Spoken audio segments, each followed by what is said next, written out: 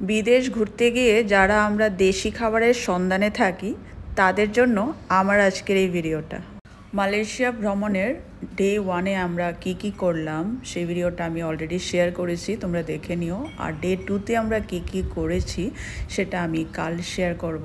তো আজকে আমি যেটা তোমাদের দেখাচ্ছি আমরা কোন রেস্টুরেন্টে খাওয়া দাওয়া করলাম। তো এই হলো সেই রেস্টুরেন্ট।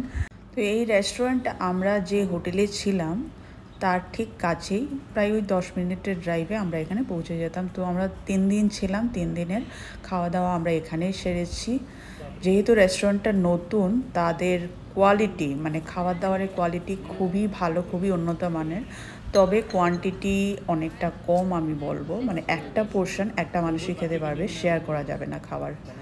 মেলাকা শহরে অনেক ইন্ডিয়ান রেস্টুরেন্টই আছে, তবে আমাদের কাছে এটা বেস্ট লাগলো। এখানকার খাওয়া দাওয়া, অ্যাম্বিয়েন্স সব কিছুই পারফেক্ট। আর চাটা ছিল একেবারে মনের মতন। আমরা যেভাবেই বললাম চাটা ঠিক সেভাবেই বানিয়ে দিল। তো এটা ছিল দারুণ মজার একটা চা, এরকম চা আসলে মালয়েশিয়ার অন্যান্য রেস্টুরেন্টে পাওয়া যাবে না। তো এখানে দেখতেই পাচ্ছ আমাদের যা আমরা অর্ডার করেছিলাম। আমরা প্রত্যেক দিনের ভিডিও আমি দেখাচ্ছি না, আমি একদিনের ভিডিওই দেখাচ্ছি। তো যা অর্ডার করেছিলাম প্রত্যেকটা খাবার বেশ ফ্রেশ ছিল। এলো ভিন্ডি মশলা, ডাল। আমরা বেশিরভাগই ভেজ আইটেম অর্ডার করেছি, ননভেজও ছিল।